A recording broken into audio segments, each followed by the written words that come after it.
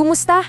Ngayon, pag-uusapan natin ng isang bagay na aminin natin, madalas nating tinatakbuhan, ang pagpaplano para sa future. Pero teka, hindi ito yung typical na boring na usapan tungkol sa retirement ha? Instead, titingnan natin ito sa ibang paraan. Pag-uusapan natin ang pagpaplano para sa freedom date mo, yung araw na malaya ka nang gawin kung ano man ang gusto mo. O relate ba? Yung pakiramdam na, malayo pa yan, lalo na kung nasa 20s o 30s ka pa lang. Ang problema kasi, pag ganyan ang mindset, kadalasan, napag-iisipan lang natin yan kapag malapit na at baka huli na ang lahat. Yan yung someday mentality na kalaban natin at yan mismo ang susubukan nating ayusin ngayon. Kaya ito talaga yung tanong na dapat nating sagutin. Imbes na isipin, kailan ako magre-retire, ang tanong dapat ay, kailan ko gustong maging malaya? Ito yung pinaka-core ng usapan natin ngayon, yung pagpapalit ng konsepto ng retirement sa pag-abot ng sarili mong freedom date. Okay, let's get into it. Alam niyo ba na ang pinakamalaking pagkakamali sa pag-iipon ay hindi yung kung magkano ang iniipon mo, kundi yung kailan ka nagsimula. Oras, yan ang pinakamalakas mong kakampi. At ipapakita ko sa inyo kung bakit. Tingnan nyo to. Dito natin makikita yung magic ng compound growth. Kung nagsimula ka sa edad na 25, mas maliit lang na halaga ang kailangan mong ilabas kasi may mas mahabang panahon para lumago yung pera mo. Pero kung sa 35 ka na magsisimula, kailangan mo nang mag-contribute ng mas malaki para lang makahabol. So ano ang lesson? Simple lang, mas maaga, mas magaan. Okay, ngayon, i-shift natin yung mindset. Kalimutan na muna natin yung lumang ideya na ang retirement ay para sa matatanda lang, nahihinto na sa trabaho.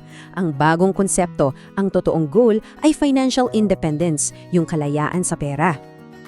Ulitin natin, hindi ito tungkol sa edad. Tungkol ito sa pag-set ng freedom date mo. Ano ba to?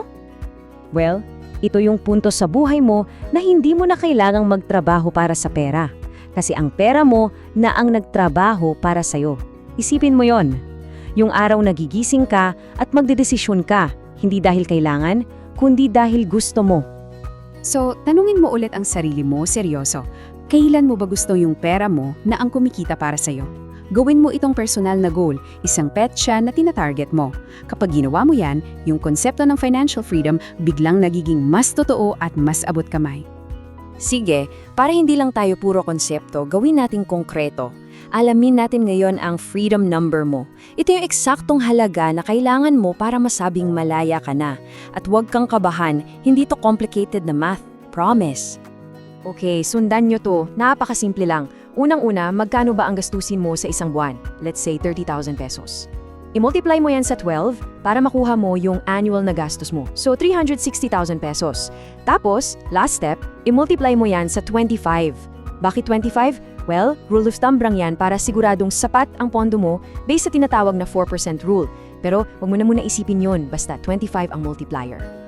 At heto na ang resulta, 9 million pesos. Wow! Alam ko, nakaka-overwhelm tingnan niyang numero na yan. Pero relax. Tandaan mo, ito yung target portfolio mo. At ang good news, kung maaga kang magsisimula, sobrang achievable niyan. Okay, so malinaw na yung bakit at yung ano. May target number na tayo. Ngayon, pag-usapan natin sandali yung paano. Ano ba yung mga tools o investment na pwede nating gamitin para maabot yung goal na yan?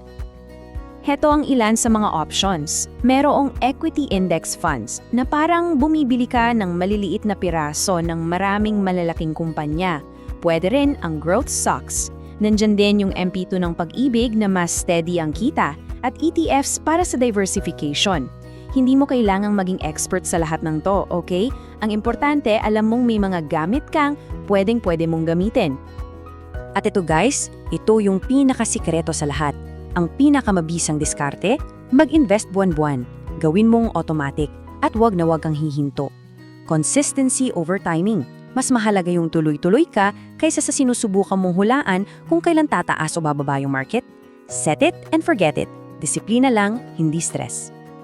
Sa huli, balik tayo sa pinakadahilan kung bakit natin to ginagawa. Ang totoong goal dito ay hindi lang tungkol sa pera. Higit pa dyan, ito ay tungkol sa kalayaan at pagpili. Ito Ito yung pinakamalupit na definition ng retirement.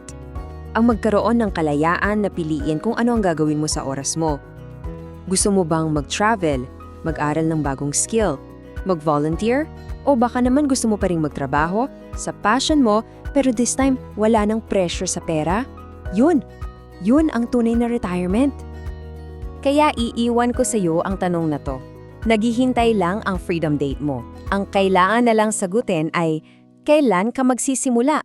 Sana naman, simulan mo na ngayon.